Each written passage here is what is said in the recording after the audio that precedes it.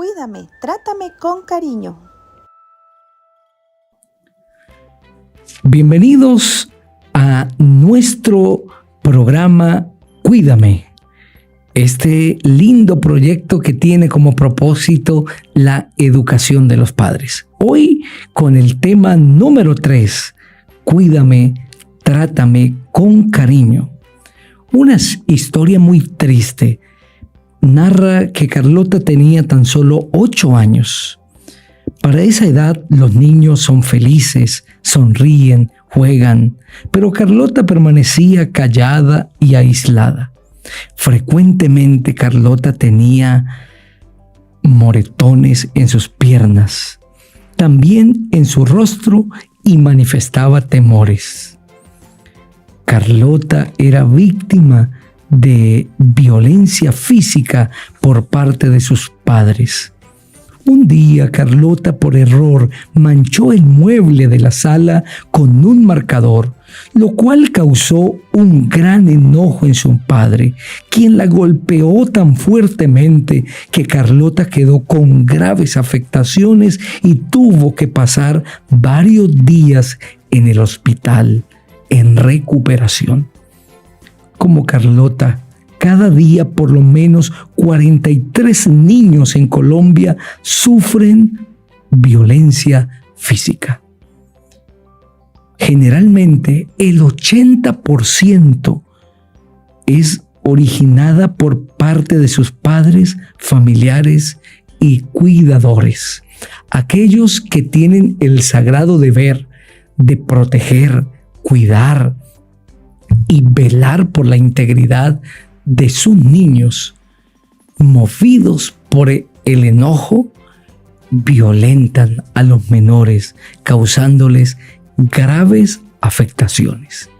El abuso físico ha de entenderse como toda conducta airada que surge de una persona y que le causa daño a otra, como los golpes, los pellizcos, los mordiscos, puntapiés, quemaduras, cachetadas, empujones, jalones de cabello, entre otras. Todos estos actos, por justificables que nos parezcan, son abuso físico. No podemos justificarlos por la conducta del menor, por la falta cometida.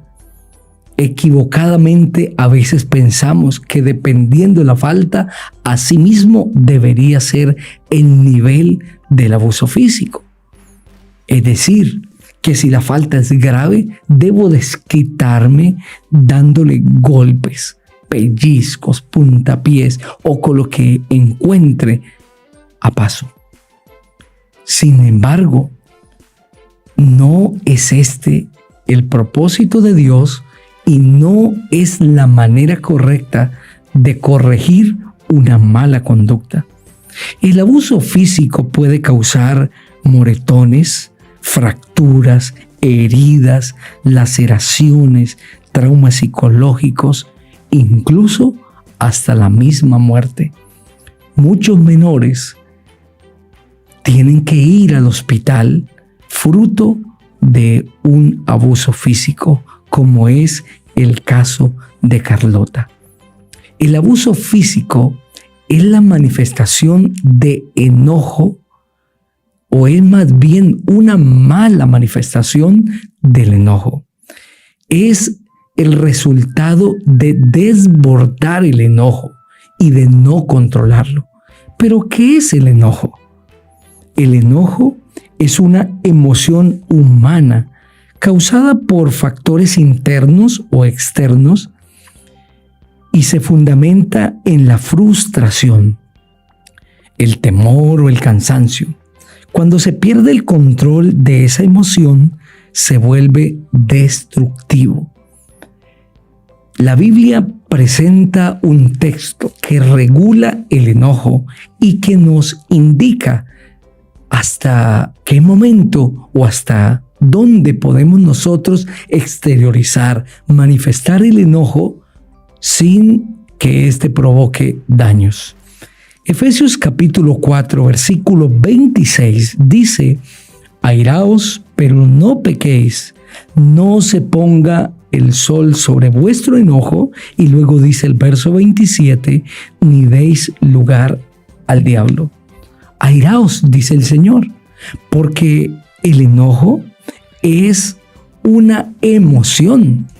Enójense, pero no pequen. Controlen su enojo, controlen su emoción. Las emociones, Dios las permitió en el ser humano para darle colorido a la vida nuestra, porque estas nos permiten tener momentos agradables y muy especiales. Sin embargo, lo que el texto está diciendo es: puedes enojarte, pero debes controlar la emoción, debes controlar el enojo.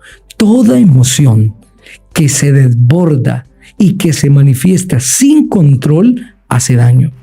Toda emoción, por buena que nos parezca, como lo contrario del enojo que puede ser la alegría, debe ser controlada. De otra manera, generará problemas.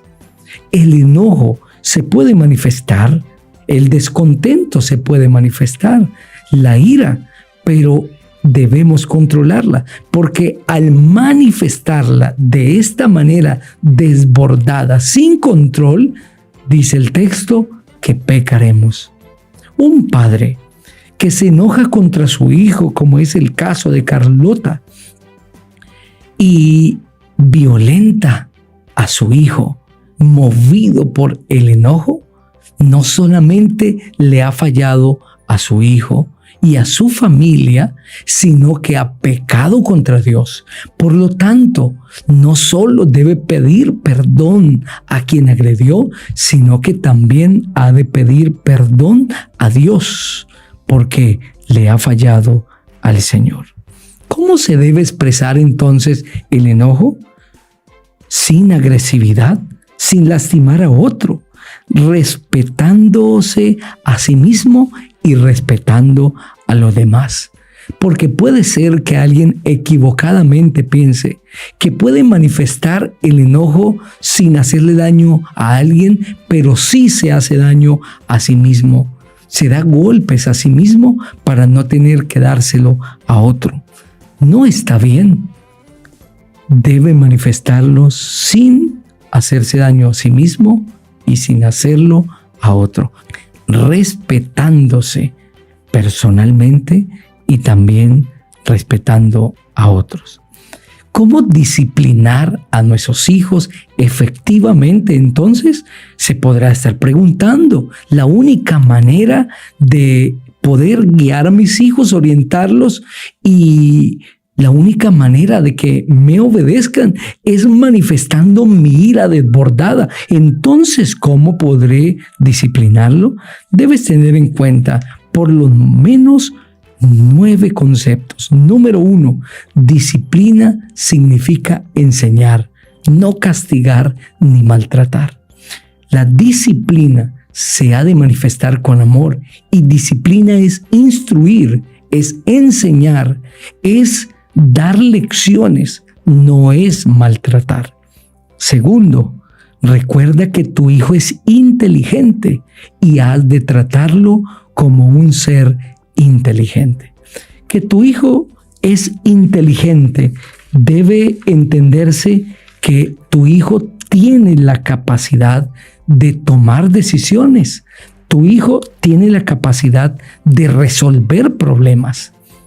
La inteligencia no se mide por las notas que saque en cualquier área o materia. La inteligencia se ha de medir por la capacidad que tiene de resolver los problemas. Aún más, es más inteligente saber resolver los problemas que sacar buenas notas. Trata a tu hijo como un ser inteligente. Dale la oportunidad de resolver sus problemas y ayúdale para que él mismo busque soluciones. Guíalo. En tercer lugar, establece la autoridad parental a través de un amoroso cuidado. Establecer la autoridad no significa volvernos enojones, debe hacerlo de una manera amorosa, cuidando de sus hijos. Número 4, enséñele lo que significa el no, el respetar la autoridad.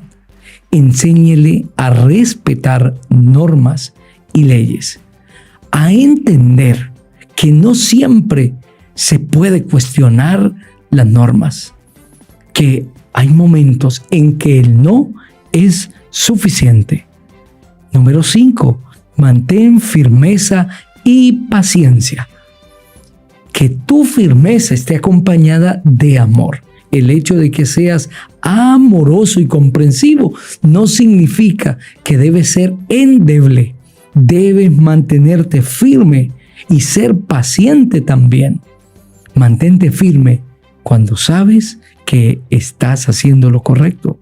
Número 6, establece límites claros, también normas y lo que esperas del niño. Los límites deben ser dados a conocer a tu hijo si tú quieres que él los obedezca. Número 7, escucha a tu hijo. Dios te ha dado la capacidad de escuchar a tu hijo. Escúchalo.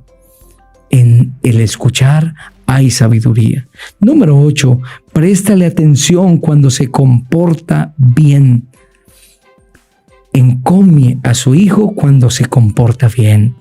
Felicítelo por las buenas acciones, pues esto fortalecerá el buen comportamiento. Y número 9, enséñele que hay cosas buenas y malas.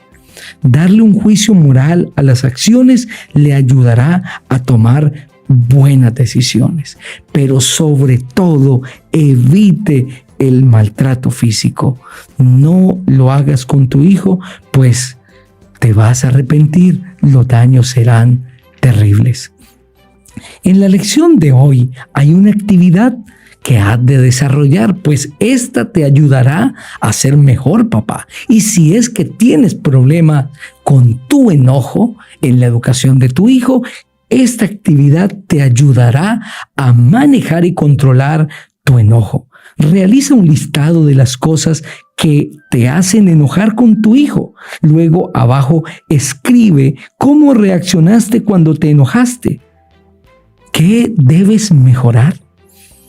Esta actividad está en tu cartilla para que la desarrolles. Lee también Efesios capítulo 6, el versículo 4, donde el Señor te habla de manera clara y luego de leer este texto responde a la pregunta que está en la actividad y finalmente haz tu compromiso con Dios delante del Señor, y es que vas a controlar tu enojo con la ayuda de Dios, que evitarás castigar físicamente a tu hijo y que implementarás técnicas de disciplina y abrazarás y amarás a tu hijo y lo protegerás como un regalo que Dios te ha dado. Si lo haces de esta manera, con la bendición de Dios, Él te ayudará a ser mejor padre. Ora conmigo, querido Dios, ayúdanos a cuidar a nuestros hijos y a tratarlos con amor. Ayúdanos a ser padres como tú y a controlar nuestro enojo. En Cristo Jesús. Amén. El Señor te bendiga